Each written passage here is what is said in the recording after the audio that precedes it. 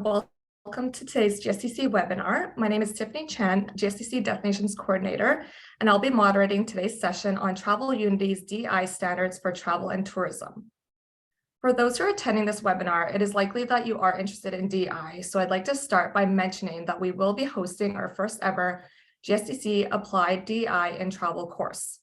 This course will take place in June and was created in partnership with Travel Unity. Which brings me back to today's webinar and our guest speaker, Roni Weiss. Roni is the Executive Director of Travel Unity, a US-based NGO focused on increasing diversity in the world of travel through individual and community empowerment. At the age of 10, Roni began attending Edmonds Community College, receiving his associate's degree with honors at the age of 12. He graduated from high school at the age of 15 and attended the University of Washington, where he received double Bachelor's of Arts degrees in drama and English at the age of 18. In 2011, Roni founded RW Social, a marketing and consulting company for the travel industry and nonprofits, in addition to working with Africa Travel Association for the next 5 years. In 2013, RW Social launched the New York Travel Festival, an event focused on innovation and sustainability in the world of travel, which served as the genesis for Travel Unity. Before we get started, a reminder that this webinar will be recorded. We will have a Q&A session after the presentation. You're more than welcome to post your questions at any time throughout the webinar. We just ask that you use the Q&A feature, and we will answer them after Roni's presentation. All right, let's get started. Over to you, Roni. Hi, everybody. Thank you, Tiffany. So yeah, definitely put stuff in the chat, in the Q&A, because this is for you if you're here. So let's get going. Tiffany already said a bit about me. I am in Westchester County, New York, north of New York City. I've been to over 70 countries, every country in Europe, every continent except Antarctica. So I've traveled a bunch. When it comes to this DEI stuff, depending on our focus, sometimes we lose sight of some aspects of identity, and that is what diversity, equity, and inclusion is about, the various ways that we see ourselves and how we can feel like we belong and are part of things. So disability, neurodiversity don't necessarily get as much attention in these discussions sometimes. So I like to mention that I was diagnosed with ADD when I was a child. For years, I thought that I had outgrown it, but what I realized I had actually done was shape my whole life around it, that I just couldn't deal with being bored, so I needed stimulation. I just traveled, and as mentioned with my education stuff, I had to do these other things to just keep myself out of trouble, I guess. Yeah, there's a shot from Spain. It was great to spend some time with folks from GSTC last year. Tiffany already mentioned what we do, so let me say a little bit about our philosophy and our approach. So as a nonprofit, as an NGO, we're able to have more leeway in that we're focused on our mission. So we're not trying to work with everybody, no matter what, to make sure we bring money in this way and force people into continuing to work with us. We just want to be useful in this space and hit that mission of bringing underrepresented groups further into travel. I think what's really important, no matter where you are organizationally and individually with this DEI work, is to know that no one is perfect. So organizations and individuals who are just starting this, or maybe haven't considered that they've started it yet, are worried about making mistakes. But the reality is we all make mistakes, and it's better to be aware of the mistakes we're making and be intentional for fixing them rather than just kind of burying our heads in the sand. For us, we use this term applied DEI, as mentioned, for the course that we co-created with GSTC. Applied DEI is this concept of actually doing the work. So you're not performative, you're not just doing things to make it look like you're doing them, nor are you of the belief that you can change everything instantly. To do this work is work, and it takes time and a process. And depending on the structures that you're involved with, those processes could be much lengthier, and you might need to have a lot more stakeholders who are bought in before you can make some of the changes you're looking to make. So applied DEI is the process of doing this work not just talking about it and not just looking like you're doing it. And then for us, we believe that everybody is at a different point in this work, so we don't have a purity test. We'll work with anybody individually and organizationally who believes that travel should be for everyone. There's two halves to our work. We work with the travel industry to work on applied DEI. We also work with individuals, especially young people, to introduce them to travel as something they can do and a possible career path. So I mentioned this previously. DEI really needs to be seen as the breadth of identities and experiences that people have.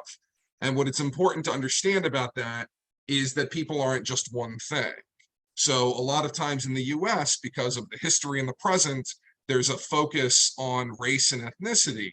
But we need to understand that two things about that. One, race and ethnicity aren't a monolith, that there isn't just one Black or Hispanic or Asian perception and understanding. There are a multitude of opinions and perspectives. So these identities are not monoliths in and of themselves. And then also the different aspects of people's identities impact how they're looking at the world. If you're Black and disabled, or an LGBTQ person who's also Hispanic, these all come into play as to how we're thinking about things. So it's really important to understand how these different identities intersect with each other and how it impacts people's experiences and needs. For us also, we're looking at travel very broadly. So our big focus is on visitor-facing organizations and the associations and other bodies that work with those. So anybody who's trying to bring in visitors to a place. We are not just focused on international travel. We look at local and regional, cultural institutions, natural spaces. It really is anything that's getting people to experience the world outside of kind of their normal day-to-day.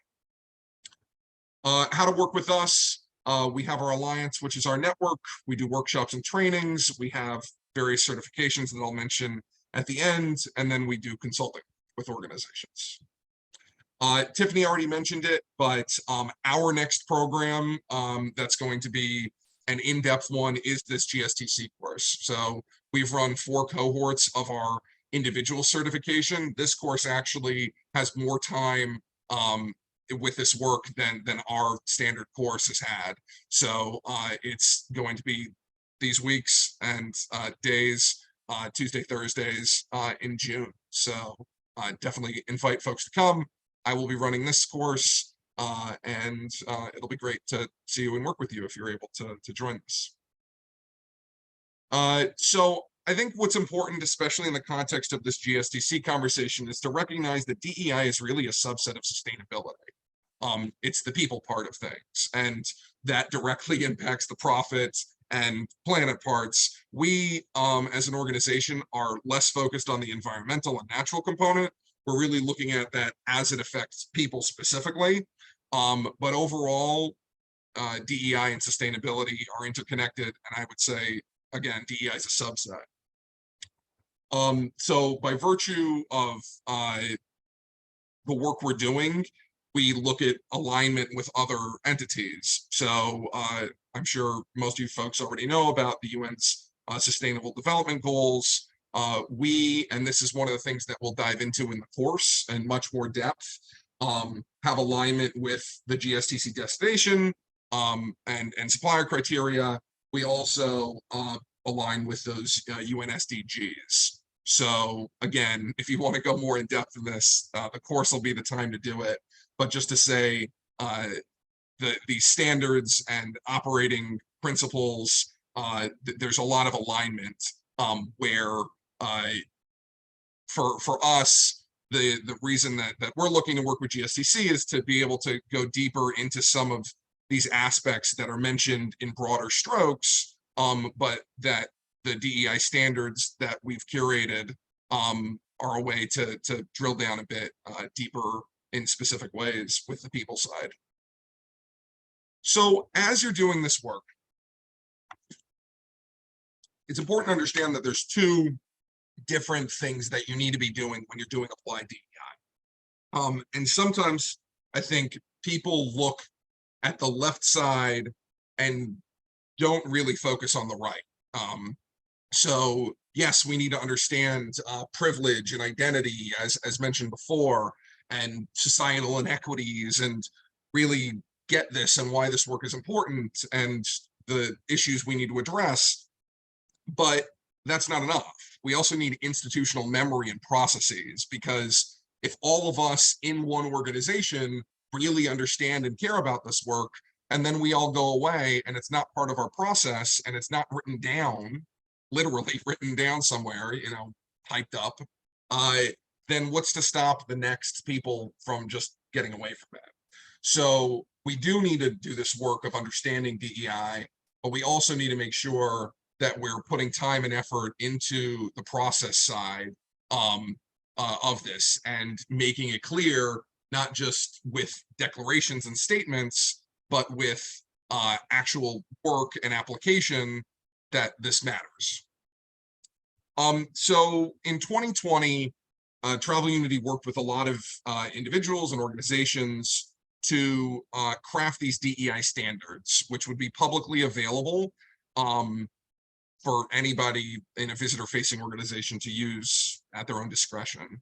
So our goal was that it would be useful for anybody, a small bed and breakfast, a multinational chain, a tiny tour operator, a multinational tour operator, and that the only difference would really be the scaling of it. So to do that, part of what we focused on was that it was about the process, because the demographics are different place to place, within a country, let alone country to country. It wasn't about metrics. It wasn't about hitting some number. Yes, you as an organization should be trying to find that within what you're doing, but it was all around process. And then we wanted to make sure that we had a certification mechanism, so people wouldn't just say, oh, we do this, but rather there was a way to have there be this external validation that an organization was actually meeting those standards.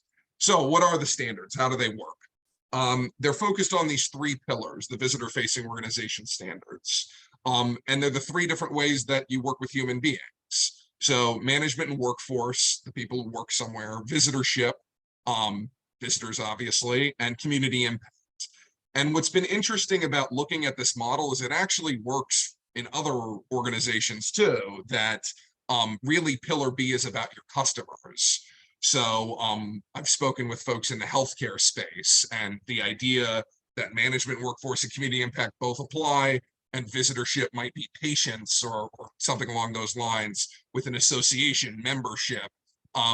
The model works because there are the people who work there day to day, your customers, and the community who hopefully you're having a positive engagement with and positive impact with. So I'll break down more specifically these categories of each pillar. So pillar A starts with the leadership commitment, the idea that you as an organization need to commit to DEI internally and externally. So what are you doing to make sure that there is this commitment and people know that it's something that you're going to be doing continuously? The rest of the pillar A is the life cycle of employment. So how are we looking for and attracting different kinds of people to an organization? How are we making sure we're taking care of them while they're there? Up through how do we work with people who are leaving an organization? With visitorship, and this is kind of embedded in how we do our consulting work as well, is that you really have to start with the day-to-day people first, because if they're not on board with what you're doing, then how is it ever going to happen? So then you start thinking about stakeholders. So for a destination, it's the partners and the attractions and lodging, etc. For somebody else, it's your supply chain and the people you're working with on a day-to-day basis to maintain your product and your quality.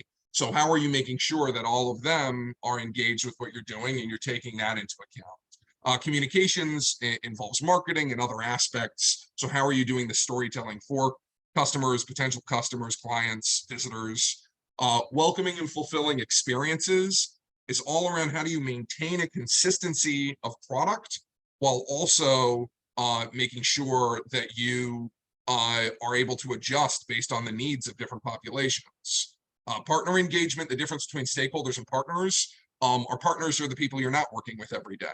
So making sure that you are able to maintain those relationships and not just reach out to them once a year because you're looking to say something for Black History Month or Pride or whatever it is, but making sure that those relationships maintain. Community impact, again, on our side, we're not going as in depth as GSTC on environmental impact. We're just making sure really that this is kind of from a community, on a local community aspect. Local employment and contractors, how are you thinking about the different people you're working with to make sure there's diversity, again, in supply chain. Local engagement, how are you making sure that people know about and care about you and that you're a part of the community and not just this separate thing from a community? And then local culture, if your product involves local culture, how are you making sure that you're not treating that in a vacuum, but rather it's an important thing that you are getting the feedback of the people whose cultures are represented in what you're doing. The other set of standards, and I'm not going to go as in depth into these that we did more recently, are about special events in sports. So the idea here is it's for conferences, festivals, trade shows, sporting events. And the idea is, how do you embed DEI into the ethos of the event overall? So a lot of times with events, people are scrambling, and at the very end they go, oh, maybe we should work with a local community group or something. So this is to get away from that. So the first thing is to establish what the purpose of this event is, and then from there, how do we make sure DEI relates to that purpose? Again, stakeholders, RFPs and vendors, how are we making sure that they're part of this process? Volunteers, a lot of times volunteers are not treated particularly well. So how are we making sure that they're recognized? How do we make sure that we're living by our commitments to what they were supposed to gain for volunteering, etc. Attendeeship, again, like visitorship, are about the people coming. So it really is, how do we make sure that there's a diversity of attendees, that their experiences are positive, no matter who they are. But also many events say that there's kind of this deeper community component, but don't maintain it in any way. So how do you make sure that that's actually the case? So as you're doing this work within an organization, you need buy-in. And to get buy-in, you might need to convince reticent people why this work is meaningful. I always relate it to those pillars, that if you are looking from the management and workforce side, recruitment, if you have DEI in mind, you are better able to find a wider array of potential candidates for your organization. Productivity. If people don't feel like they belong, they're not going to be as productive, and that's not great for any organization. Retention, if people don't feel like they belong, and diversity, equity, and inclusion is all about the work. So we use DEI. I'll take a pause to explain this. We use DEI as our acronym and not DEIB because you can impact as an organization DEI. The goal, though, is to make people feel like they belong. And there's a limit to how much you can be in people's heads and hearts to make them feel that way. You can do the work of DEI with the goal of them as visitors, as staff, etc., feel like they belong.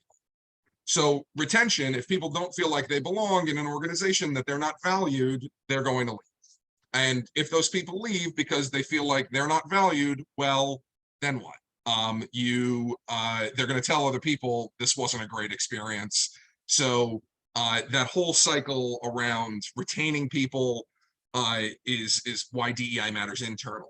For visitorship, if people don't have great experiences, you're lucky if all they do is not tell people. But depending on the situation, they will tell people, and that can happen in a lot of different ways. And then you're certainly not going to get them back, and you're going to lose their networks as well. But obviously, you want them to have good experiences to come back too, which is why it's important to get away from this mindset of, oh, we welcome everybody.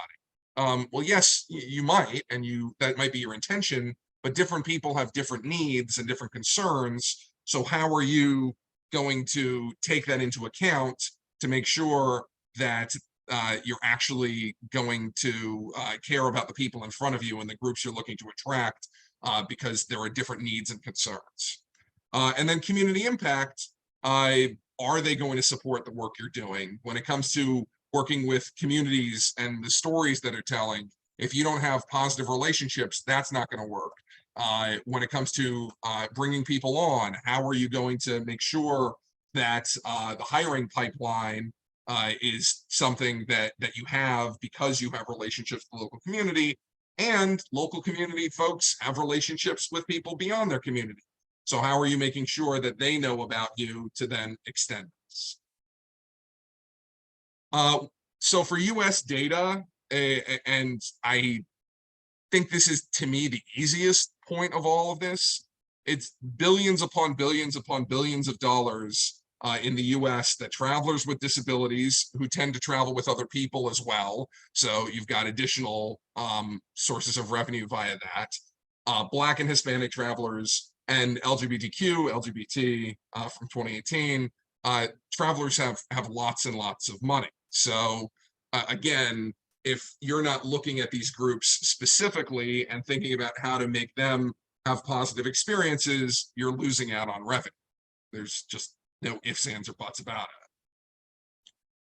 So as you're trying to incorporate this work within an organization, I find that there's 4 different reactions that I see to DEI overall. There are the people that firmly understand and care about this work. Perhaps they themselves have felt marginalized, maybe somebody in their community, their family, their friends, who they're looking to be an ally for. There's a care to it that number 1 has, and a heart connection. With 2, there's this awareness that it needs to be done. Now, this group, I think, splits off into 2 different directions. One is an awareness where they go, okay, we need to do this. How do we do it? And I think in the best cases, what they do is they turn to the people in their teams who are that number 1 group. So the people who really care about it, that let them lead it. So that to me is a positive kind of acceptance model. The other comes to the performative side of, oh, we need to look like we're doing this. So then it becomes performative, which is not good. So you need to be careful with which group you're working with there. But I think that a lot of times the people who care about this work dismiss the people who might not care about it. But as long as they understand it and are willing to do it right, that second group is useful and a collaborator. The third group are confused. They don't get it. They don't understand why this is important.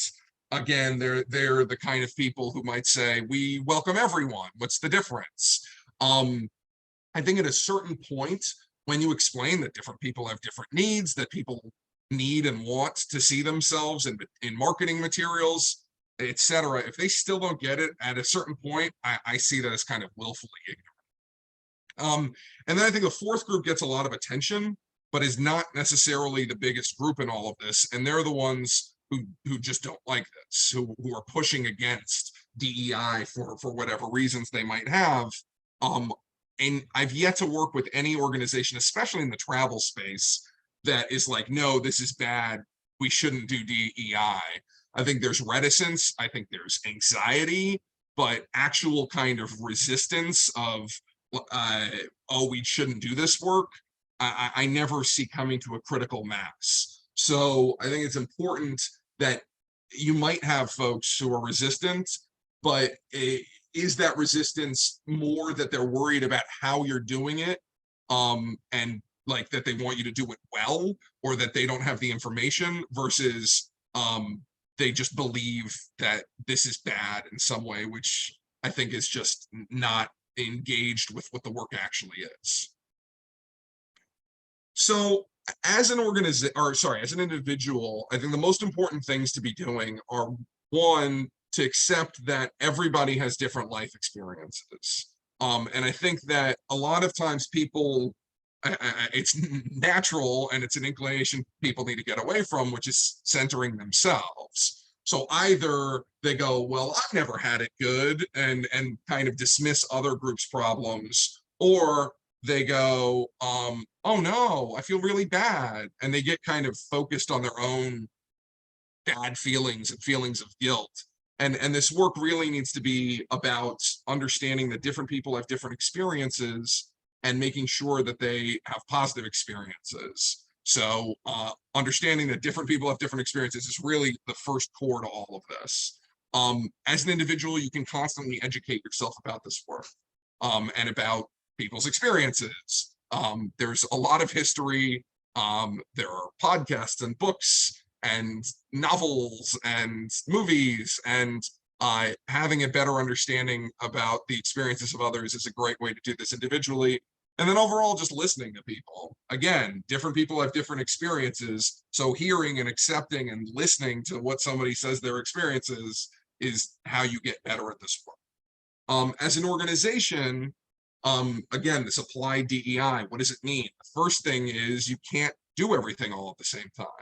And maybe you're going to need to focus on certain identities or groups internally or externally to be able to start picking up steam.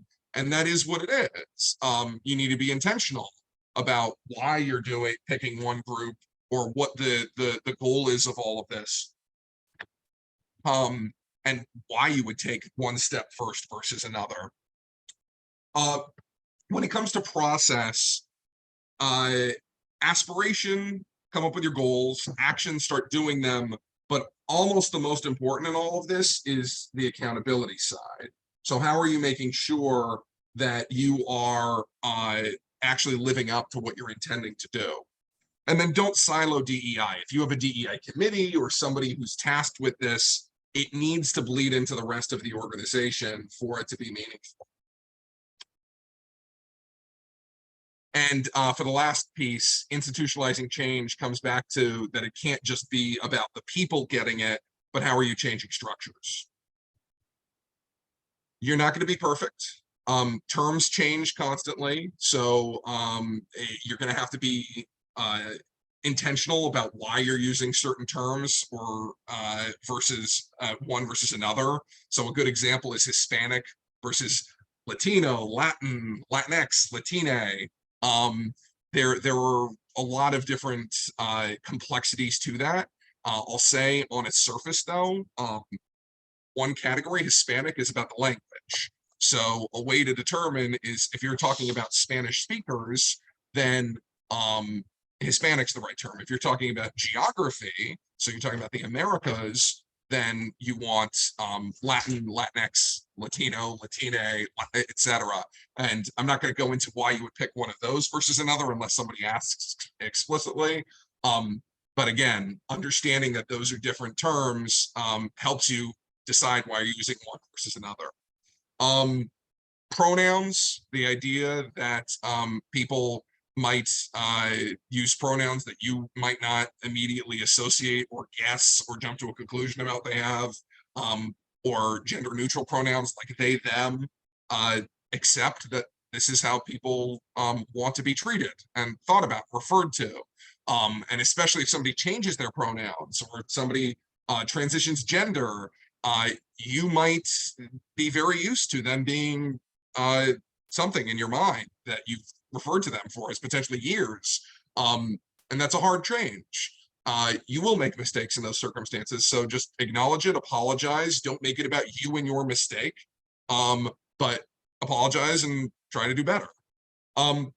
Diplomatic empathy is a term that we use a lot in our trainings, which is about the idea that if you really understand where you're coming from and you really understand where someone else is coming from, you do your best to bridge that, but sometimes they might just be completely different in terms of how they're approaching something than you are. So it really requires you to have a firm understanding of why you're making the decisions that you're making. And you have to listen to them, but also understand where you're coming from. I think Maslow's hierarchy of needs is really important to understand just kind of the basics of experience. In that on the baseline, we're all just animals. We need to eat, we need to sleep, etc. But the next level right above that is we need to make sure that we can do all those things. So within an organization, if somebody's worried that they might lose their job or that they don't fit in, and that might make them lose their job, they're never going to be at that highest level of achievement. if somebody is worried that they're going to be targeted because of some aspect of who they are, they're never going to get above that. Then from the safety and security, they need to feel like they belong. So if you don't feel like you belong, you're never going to have an optimal experience. So this sort of hierarchy of making sure people feel safe is really your biggest task, because you can't do anything until you address that. And then after that, making sure people feel like they belong, and then they can have the experiences within a staff or as a visitor that we're hoping for them to have. So within the pillars themselves, I wanted to give you some questions to be thinking about. So what are you doing to find a wide range of candidates? I think a lot of times organizations will put a post up on LinkedIn or on Indeed or whatever it might be, and then go, oh, well, we keep getting the same pool of people. Well, yeah, then find other ways to find candidates, whether it's through universities, or trade associations, or whatever it might be. You need to develop relationships to be able to do that. And then how are you avoiding bias in the application and interview process? Some good tips there are making sure that multiple people are part of interviews, making sure you have standardized questions for interviews, so you're able to actually compare people. If you and I find out we went to the same school and we just talk about that the whole time, well, I have a great feeling, about this person, and there's no kind of way to be like, oh, wait a second, what's the actual role that they have, and are they going to be good at that? So that's how we get bias out of this, by standardizing process and bringing multiple people into it. How are you making sure that from the get-go, the first day, the first week, the first month, that people are being listened to, and that you're making sure that they're able to adjust? I think a lot of organizations, based on bandwidth, throw people in the deep end, and that's always going to happen to some degree, that people need to learn by doing. But how are we making sure that there's open doors and processes to get them to understand things in advance? And then work-life balance. So whether it's flex time or encouraging people to get professional certificates, how are we making sure that we understand that people are not just drones, but are people within an organization? For visitorship, what kinds of people are we showing? So a lot of folks will think about race and ethnicity, but also think about age, think about body size, disability. Are we representing disability in some fashion? So having a more holistic view on what we're looking at within the marketing collateral. I mentioned this before, but I want to emphasize again that how we're making sure there's a consistency of experience, but if somebody has a disability, that there is some level of accommodation that we have. How are we taking things like that into account? Stakeholders, I mentioned this before, that we need buy-in there. So stakeholders, the people who you're engaged with day to day, when you're doing this work, how are you thinking about who's affected by your work and who can work with you on this DEI work? And a good exercise that a lot of people haven't necessarily heard of is this concept of stakeholder mapping. Sometimes we're spending a lot of time on folks that are not directly engaged with our day-to-day work, and maybe not enough time with other people who we should. So this map is power, how much influence they have over day-to-day work, and how much they care about it, interest. So I'm not going to go too in depth on this, but with the top corner, people who have a lot of engagement, a lot of interest, you want to be partnering with them a lot. People who have neither, you probably shouldn't spend much time on. But if you look, the people who are interested but might not impact your day-to-day, how are you going to give them communication and have touch points so you can still respect that interest, while still recognizing that that shouldn't be an excess of your bandwidth? So stakeholder questions overall, who should you be working with more? Who should you maybe be kind of taking some time away from to be able to work with others on it?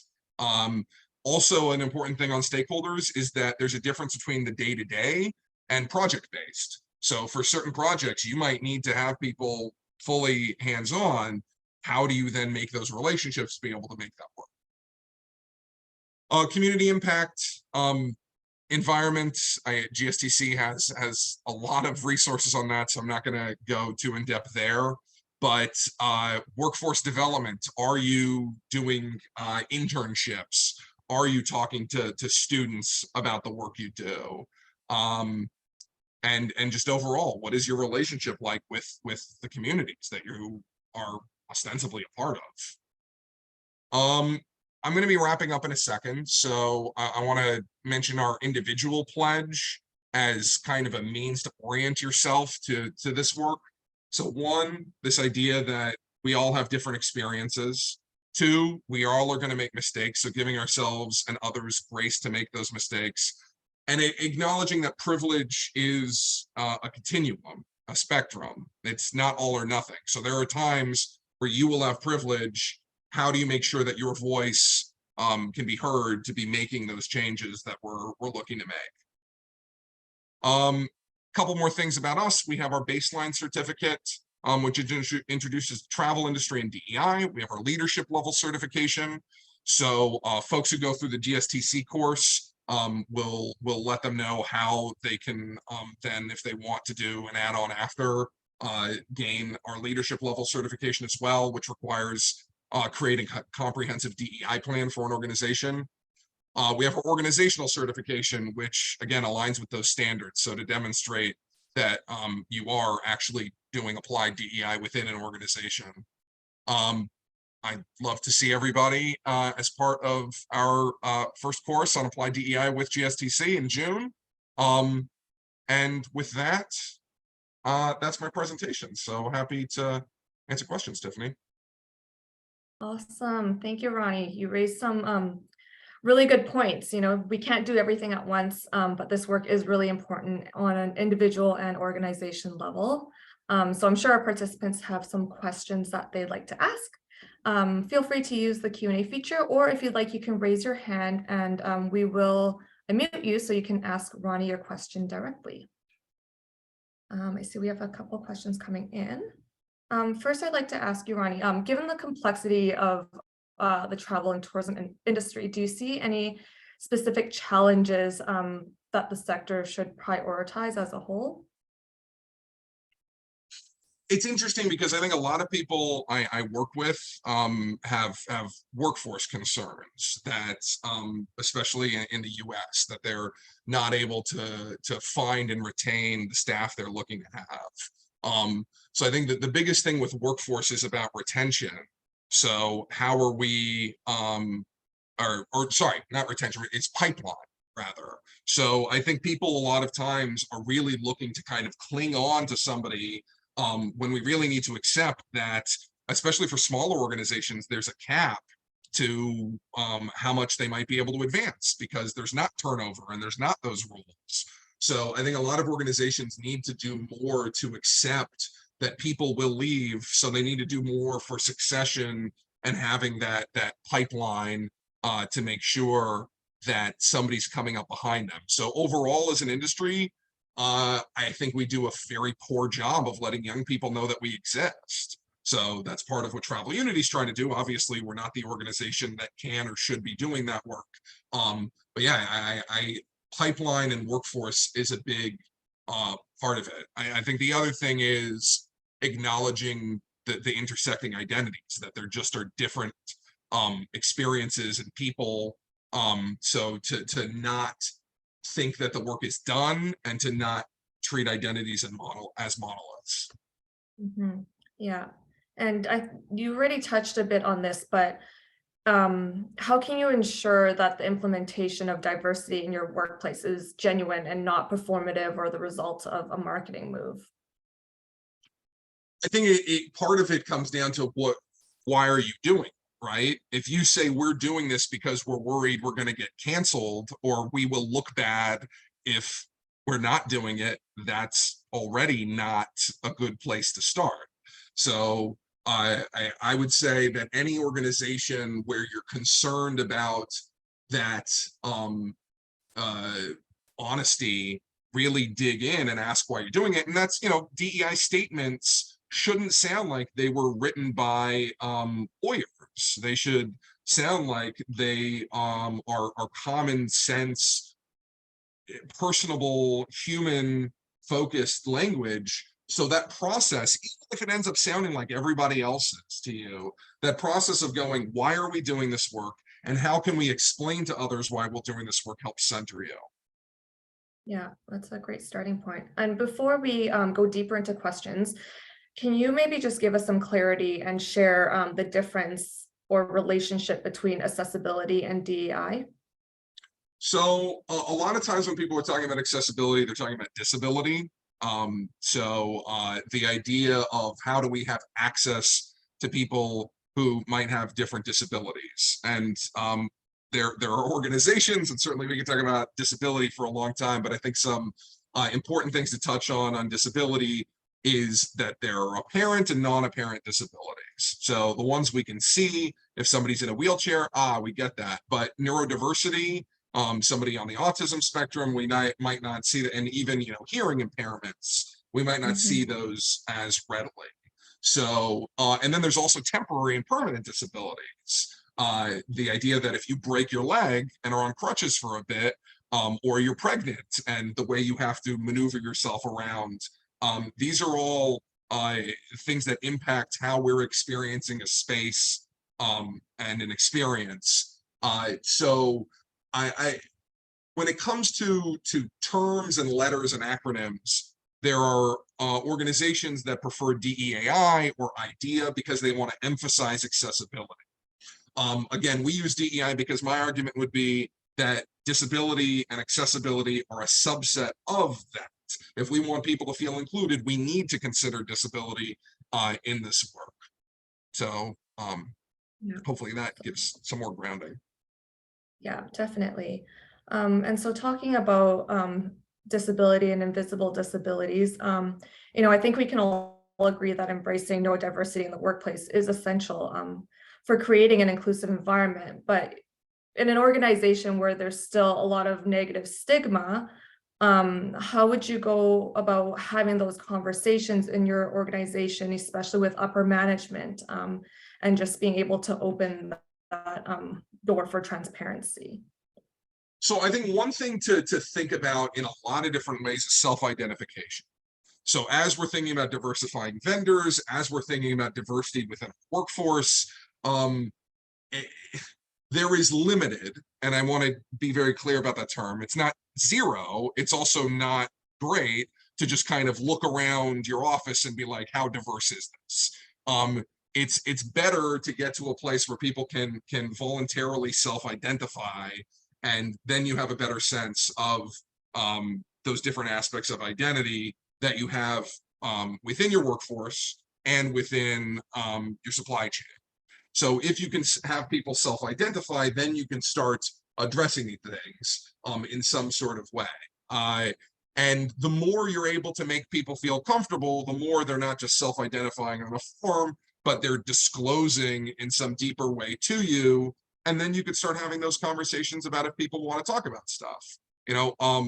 One of our interns, this happened to us literally within the past 10 days. One of our interns disclosed that they were on the autism spectrum.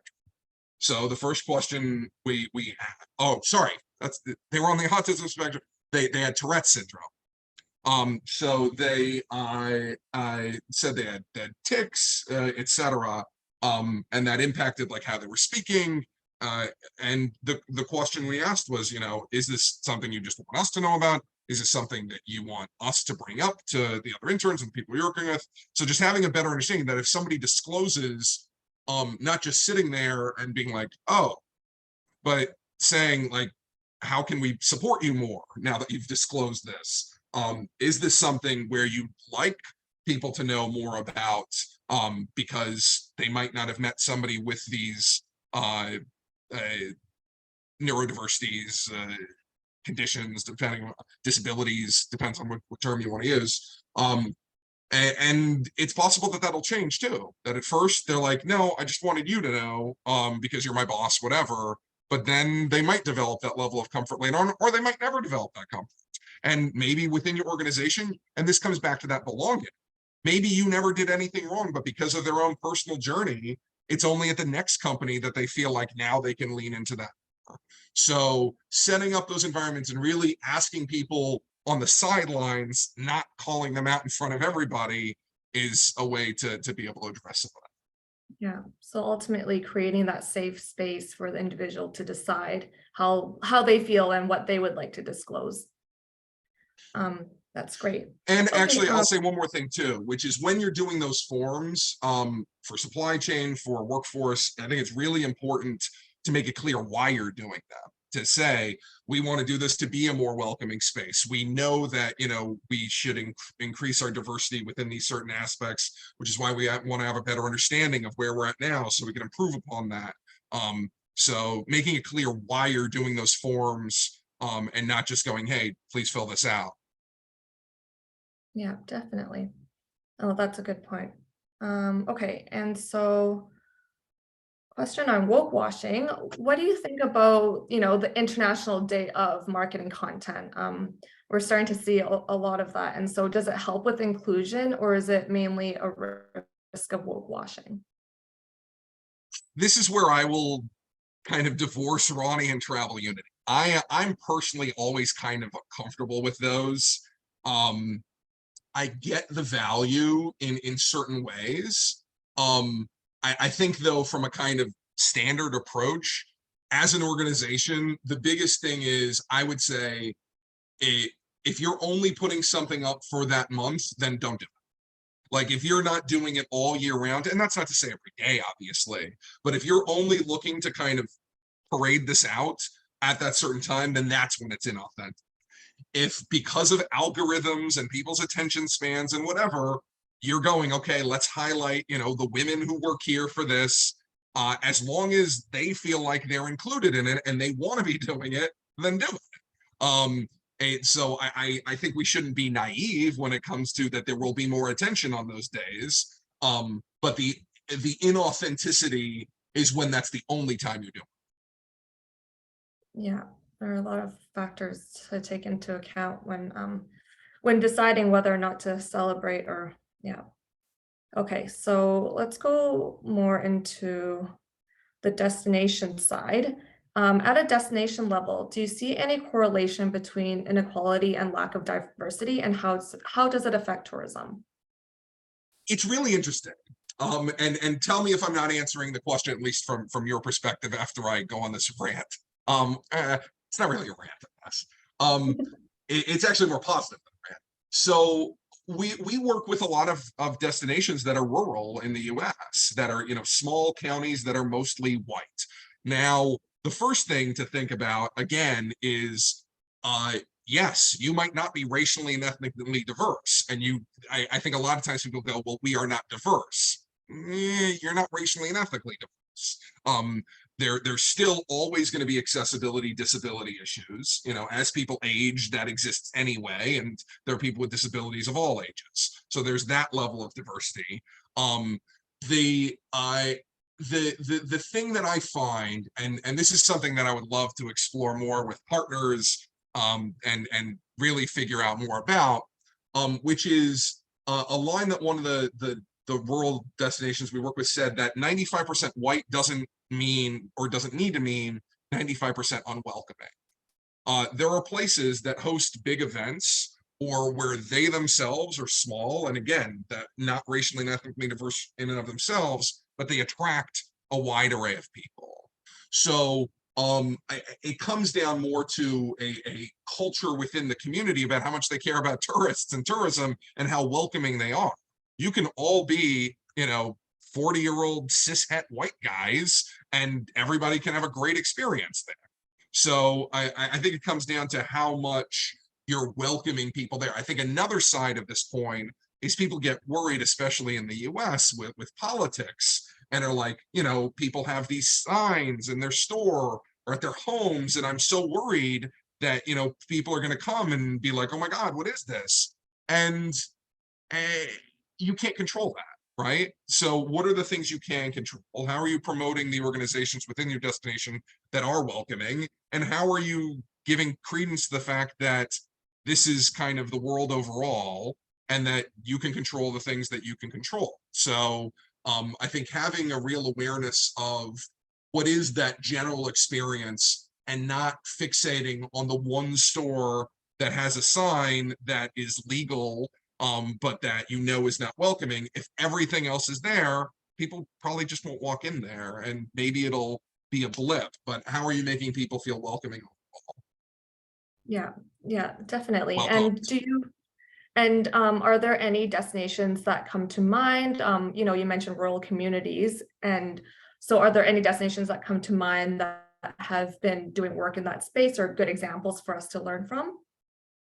So one of our members is Pick LJ. So Gilmer County, Georgia, is one of the ones that I think about that does really. I'll mention two destinations that we've worked with for a bit now. So Gilmer County, Georgia, Pick LJ. Again, rural Georgia. Their big thing is their Apple Festival, and the CEO of the chamber has been very intentional within their materials about being representative of different folks. Now I will say one thing that comes up a lot, and has been, there are different perspectives, is if we don't have a lot of racial and ethnic diversity with our visitors now, should we show people who aren't necessarily our main population? And I've kind of changed my perspective on this.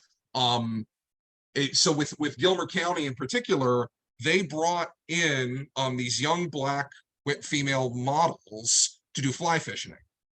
And at first it's like, okay, well, that's not really visitors, but they were, because they were actually fly fishing. And she's like, they ended up not being able to use some of the photos because they were like splashing around and having a good time, and it was just like not a good thing. So like to actually put in a magazine and whatever. So yeah, you actually did bring people in to have an experience. So that's the key to me. And there's a lot of nuance to this, but I would say there's a difference between going, okay, even with models, but my preference would be bringing in kind of diverse media to do it. I think that's always a good way to start. So racially and ethnically diverse, but it could also be accessibility, etc. How do we then have them in the materials with actual experiences they're having? So the point being, in this case, the models were actually fly fishing. If all you're doing is going, all right, come into town, stand in front of the sign, all right, thanks for coming, goodbye, that's not an experience. So that's where I would draw that line when it comes to representation, personally. And other people have very different views, and this is what you need to talk about internally, because you want to be authentic to who you are. Yeah. And I think, it could be a very fine line between being performative and actually, bring in that diverse media to attract the visitors that you'd like to attract. So yeah. Oh, that's interesting. Okay. And going back to the pandemic, how has the pandemic changed how accessibility or diversity is being approached by destinations? In your opinion, has it shifted since COVID-19? I mean, I think that, especially in the US, the bigger shift was George Floyd. I think people started talking about, and obviously 2020, it was those two things. One thing that did change in a lot of places was because of the pandemic, people were going to these natural places who weren't going to them previously because they couldn't go to other places. So there was some demographic shifts when it came to the travelers that people were seeing during the pandemic. I think the biggest thing, and this is our trajectory, prior to the pandemic, our goal was, how do we get people to talk about this? Then they started talking about it, and they weren't necessarily doing it. So I think that's the biggest shift. I think when it comes to representation, people are doing a lot better in the marketing material. And this is the discussion we were just having a minute ago, which is, okay, you have that representation. Are you actually building up relationships with these communities to be able to have them actually come? Because if you were kind of tip of the spear on, let's start by just making it clear that you're welcome here, well, what else are you doing after? Yeah. Okay. And in the world of business travel, would you say that are there DEI best practices that can be incorporated into business travel? Are there any examples that you can provide? So I think one of the biggest things with business travel comes down to the workforce side of things, right? Which is, who is traveling for your business, and is that equitably happening? I think that's one of the big things that people are not necessarily thinking about, which is they're focused on the travel side of it and not necessarily the person side of it. I think, you know, a good question to ask yourself is, what impact are you looking to have when you're going on these business travels? And are people engaging with the communities in some way and putting that money toward communities? So it's an extension in a lot of ways of the work that you're doing kind of day to day. You're just applying it within the business travel component. Yeah, that makes sense. Okay, and I think we have time for one more question. This one's a little bit longer.